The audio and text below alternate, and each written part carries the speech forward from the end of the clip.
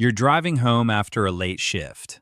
It's dark, the streets are empty, and you see those red and blue lights in your rearview mirror. Your heart rate jumps. You pull over, roll down the window, and do what most of us would do. You try to be polite, cooperative, and helpful. The officer walks up, shines the flashlight in your side mirror, and then asks what seems like an innocent question. He says, "Do you know why I pulled you over?" Or maybe, "Do you mind if I ask you a few questions?" And just like that, you've crossed a line you didn't even know was there. Here's the truth that most people only learn inside a courtroom, long after it's too late. One simple question from a cop can destroy your case, your freedom, or your future, if you answer it. And today, you're going to learn exactly which question that is, why it's a trap, and why your silence isn't just a right, it's a shield. But before we go any further, I want to pause and ask you something. Have you ever been pulled over and found yourself answering questions without thinking? Have you ever said something to an officer that you later regretted?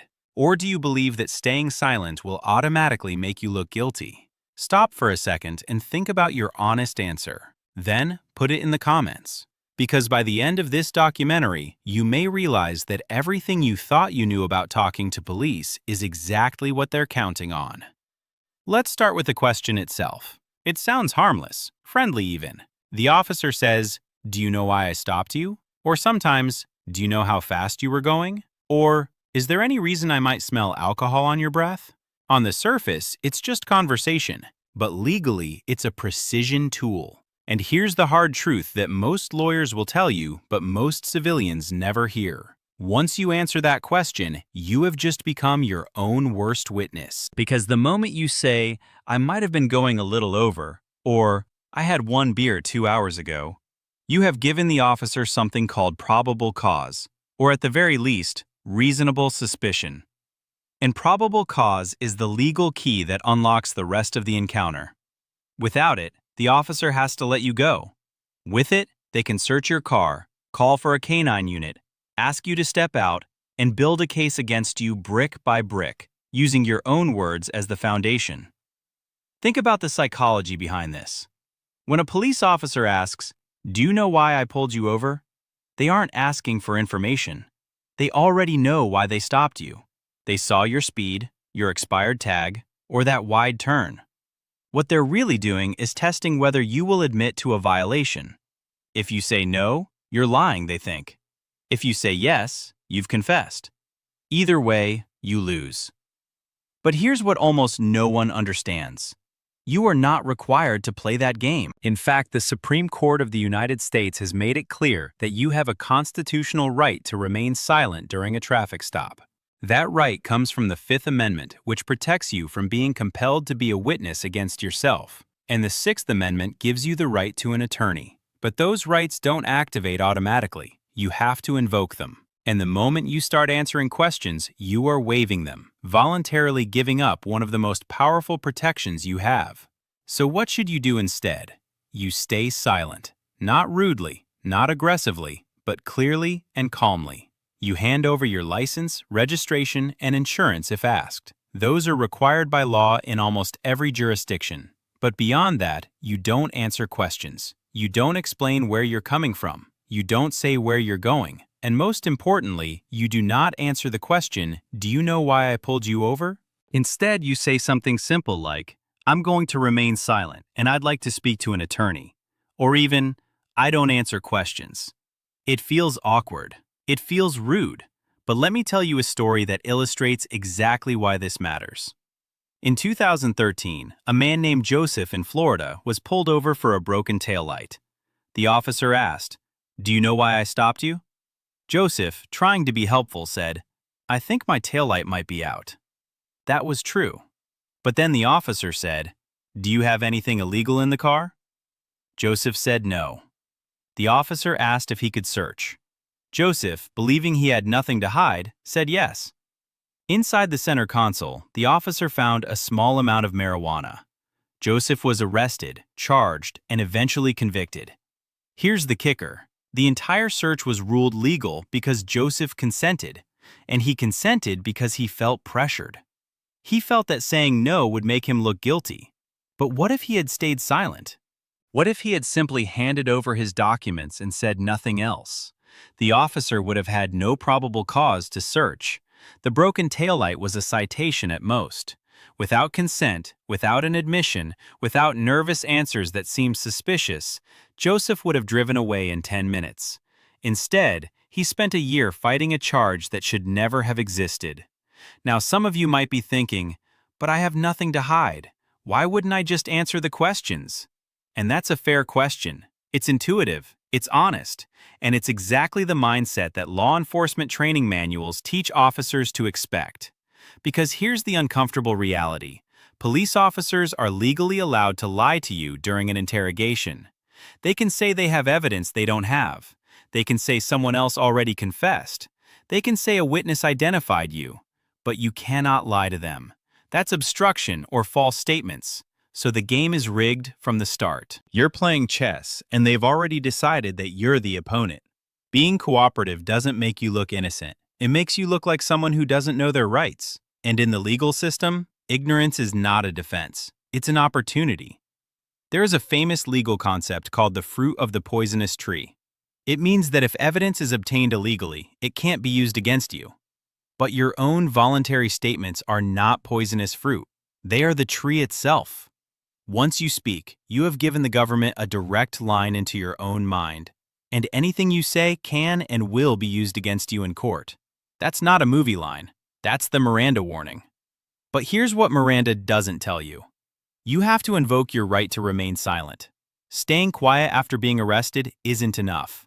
The Supreme Court ruled in Berghaus v. Tompkins that if you remain silent for hours but then answer one question, your earlier silence doesn't protect you. You must say, out loud, I am remaining silent. I want a lawyer. And you must say it before you answer any substantive questions. That includes the innocent-sounding opener. Do you know why I pulled you over? Let's take this deeper. Why is that particular question so dangerous? Because it's what lawyers call a pretext question. It's designed to get you to admit to a violation before the officer has even told you what the violation is. Imagine you're speeding, but you don't realize it. The officer asks, do you know why I stopped you? You say no. Now the officer has to tell you. That's fine. But imagine you think you might have been speeding. You say, I might have been going a little fast. Congratulations, you just admitted to the violation. The officer didn't have to prove anything. You did their job for them. Now, that admission goes into their notes, into the police report, and into court. Your lawyer can argue that you were mistaken, that you were nervous, that you were just being polite.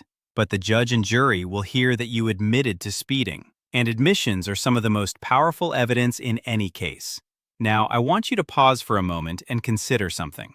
How many times have you watched a body camera video or a dash cam video on YouTube where someone talks their way into handcuffs? It happens constantly. The person starts explaining, I only had 2 beers, or I'm coming from my friend's house where there might be some weed, or I didn't think I was going that fast. And every single sentence becomes a piece of evidence. The officer doesn't have to ask for permission to search if you say something that suggests criminal activity. That's called plain smell, or plain view, or reasonable suspicion based on your statements. You handed them the key. So what's the alternative? The alternative is to understand that silence is not guilt. Silence is strategy. Silence is the difference between being a witness against yourself and being a person who exercises their constitutional rights. And let's be very clear about something. The Supreme Court has repeatedly upheld that remaining silent during a traffic stop cannot be used against you as evidence of guilt. In Salinas v. Texas, the court ruled that if you remain silent before being arrested, prosecutors can sometimes comment on that silence. But during a traffic stop, before you are in custody, your silence is not an admission. And yet, most people are terrified of silence. They feel compelled to fill the empty space with words. That's human nature. But in a legal encounter, human nature is your enemy. There's a famous training video used by some police departments that tells officers to keep them talking. The more a person talks, the more likely they are to contradict themselves, to admit to something, or to reveal information that gives you probable cause. That's not conspiracy. That's standard interrogation technique. And it works because most people believe that if they're polite and cooperative, the officer will let them go. Sometimes that's true, but sometimes the officer has already decided to write a ticket or make an arrest, and your words won't change that. They will only make it worse. Here's another layer to this.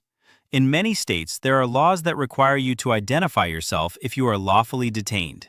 Yes, you must give your name. In some states, you must show your license. But that's it. You do not have to answer questions about your destination, your activities, your schedule, or your reasons for being on that road.